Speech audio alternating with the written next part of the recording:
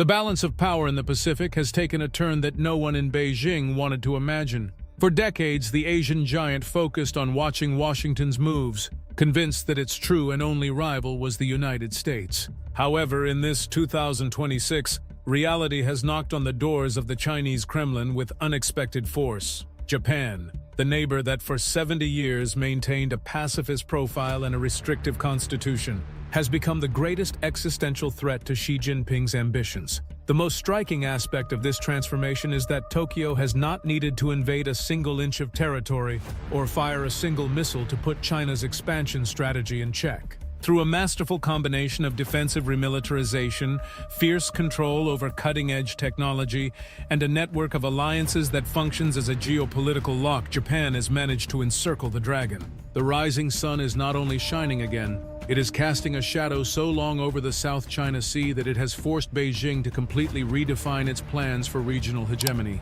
Like, subscribe and share. Let's begin.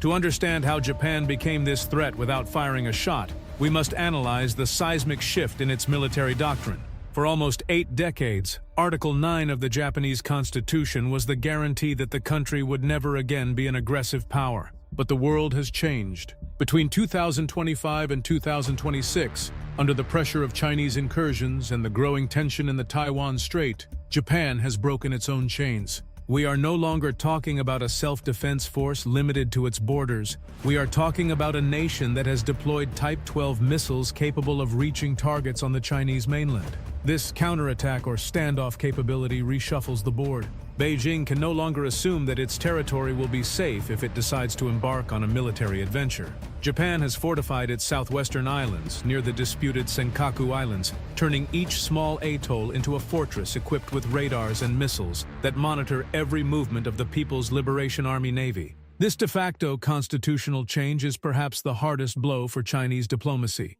Tokyo has officially declared that an attack on Taiwan represents an existential threat to Japan's security. With these words, the Japanese government has thrown the door wide open to direct military intervention in the strait. For China, which considers Taiwan a rebel province and a purely internal matter, seeing Japan position itself as the guardian of the island is a strategic humiliation. The massive increase in Japanese defense spending, which now seeks to align with NATO standards, means that Japan is building one of the most modern and capable navies in the world. Its destroyers are already being equipped with American Tomahawk missiles, which transforms the Japanese fleet into an offensive precision arm that Beijing simply cannot ignore. But the real war, the one China is losing day by day, is not that of ships, but that of microchips. Japan has understood that in the 21st century, power is measured in nanometers. In a steel alliance with the United States and the Netherlands, Tokyo has imposed severe restrictions on the sale of high-technology machinery for semiconductor manufacturing. Japan controls critical steps in the chip supply chain that are essential for artificial intelligence and military modernization. By blocking China's access to these tools, Japan is slowing down the brain of the Chinese military. Without these cutting-edge components, Beijing's hypersonic missiles and surveillance systems become obsolete before leaving the factory. Tokyo monitors and restricts the flow of dual-use technology with surgical precision, ensuring that Japanese scientific progress does not end up feeding its rival's war machine. This technological superiority is combined with an architecture of alliances that surrounds China like an impenetrable shield. Japan is today the cornerstone of the American strategy in the Indo-Pacific. The Washington-Tokyo axis has been strengthened to levels not seen since the Cold War. Under the concept of extended deterrence, Japan now explicitly counts on the backing of the American nuclear arsenal as a guarantee against any aggression. This integration is not only political, it is operational. The navies of both countries conduct joint maneuvers of such complexity that they function as a single combat force. When an American aircraft carrier sails through the South China Sea, it does so protected by Japanese radar technology and Japanese destroyers that know every corner of those waters. Beijing has reacted with furious rhetoric, accusing Japan of falling into neo-militarism and of instrumentalizing the Taiwan issue to rearm. However, these words conceal a deep economic concern. Japan and China maintain a dangerous interdependence. Tokyo still depends on China for certain raw materials and as a consumer market. But Japan has decided that national security is a price worth paying above short-term economic growth. Tokyo's pressure on export controls has caused such tension that Beijing has begun to put Japanese entities on blacklists and restrict tourism as a punitive measure. But these economic pressure tactics seem to be bouncing off a Japan that has already initiated a de-risking process, diversifying its investments towards Southeast Asia and India like subscribe and share. Japan's transformation into a technological and military obstacle is what the Asahi Shimbun newspaper describes as an unprecedented strategic challenge for China. What makes Japan so dangerous for Beijing is that its rise does not seek open conflict, but total limitation. By positioning itself as the technological leader and military anchor of the region, Japan has taken away from China the space it needed to expand without resistance. China now finds itself trapped between a nuclear power across the Pacific and a hyper-technologized and heavily armed neighbor just a few kilometers from its shores. The perception in the halls of power in Beijing has changed drastically. Japan is no longer seen as a simple commercial rival that produces automobiles and electronics. It is seen as the architect of an encirclement that threatens to suffocate the dream of Chinese national rejuvenation. The economic war is also played on the field of diplomacy. Japan has led initiatives such as the CPTPP and has strengthened the Quad, together with the United States, India, and Australia, to offer alternatives to China's Belt and Road Initiative. Tokyo is financing infrastructure projects throughout Southeast Asia and the Pacific, competing directly with Beijing's influence in countries China considered its natural allies. This checkbook and engineering diplomacy has proven to be incredibly effective. While China offers loans that often end in debt traps, Japan offers sustainable technology and long-term partnerships based on trust and quality. Without firing a shot, Japan is recovering its sphere of influence in Asia, displacing the Chinese giant through excellence and reliability. In the military sphere, Japan's integration with Allied forces has reached a point of no return. The new Japanese light aircraft carriers, resulting from the remodeling of Izumo-class vessels to carry F-35B fighters, are a symbol of this new power.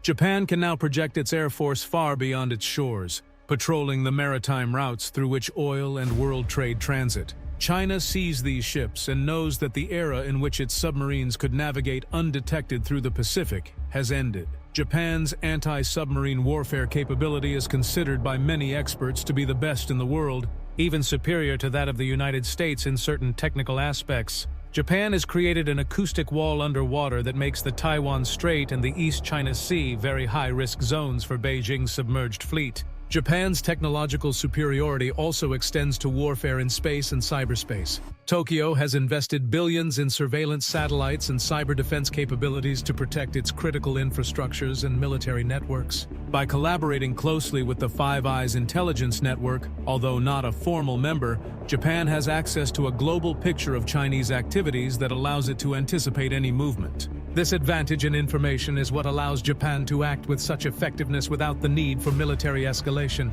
They know what China is planning even before the ships leave port in Hainan.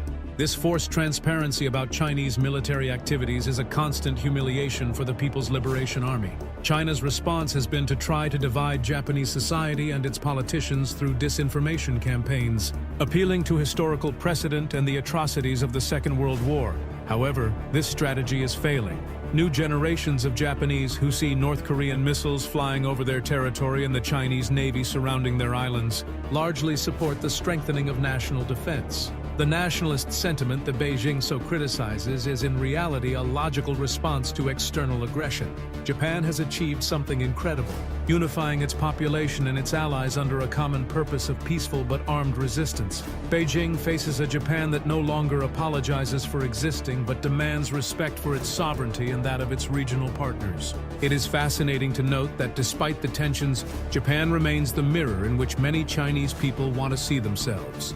Japanese culture, its design, and its technology continue to be highly valued in mainland China. This cultural influence, or soft power, is another weapon in Tokyo's arsenal. While the Chinese Communist Party tries to demonize Japan, Chinese citizens continue to consume Japanese products and seek the quality of life offered by the Japanese model. This internal contradiction weakens Beijing's position. It is difficult to convince a population that its neighbor is the absolute enemy when that neighbor represents everything they aspire to be in terms of development and stability. Japan is winning the battle of ideas without having written a single propaganda pamphlet. At the end of the day, the greatest threat Japan represents to China is the success of its model. Japan has demonstrated that a nation can be prosperous, democratic, and peaceful, and at the same time be strong enough to say no to an aggressive superpower. This example is contagious. Other countries in the region, from the Philippines to Vietnam, are looking toward Tokyo as a model of how to resist Chinese pressure through technology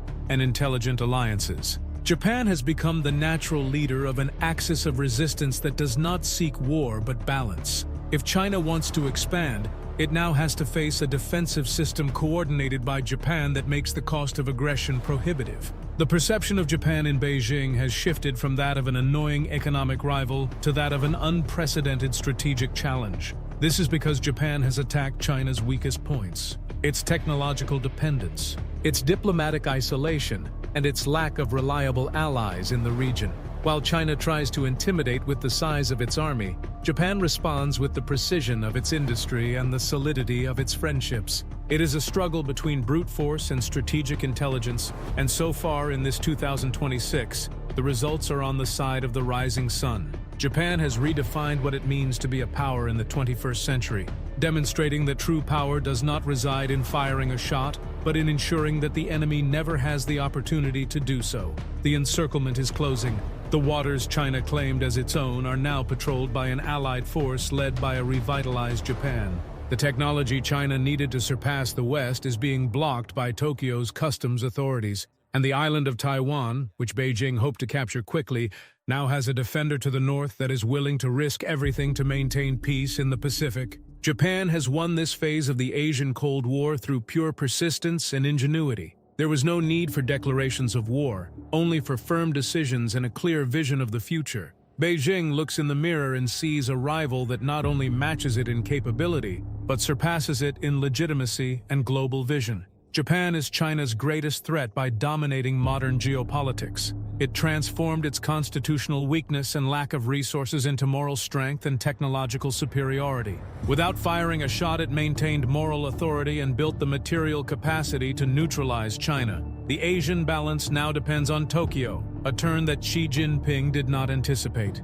Japan's resurgence is not militarism, but a peace protected with technology, missiles, and alliances. China must be concerned. Its sleeping neighbor has awakened and reconfigured the map in its favor. The history of the 21st century in the Indo-Pacific focuses on China and Japan. However, China's bet on coercion clashes with Japan's invisible wall of trust, technology, and determination. Japan has demonstrated that true power lies in prevention, winning the battle before it begins. Although Beijing maintains its threats, Tokyo, through freedom and ingenuity, stands as an unstoppable and real threat that reveals the dragon's weaknesses to the world. Like, subscribe, and share. Until next time.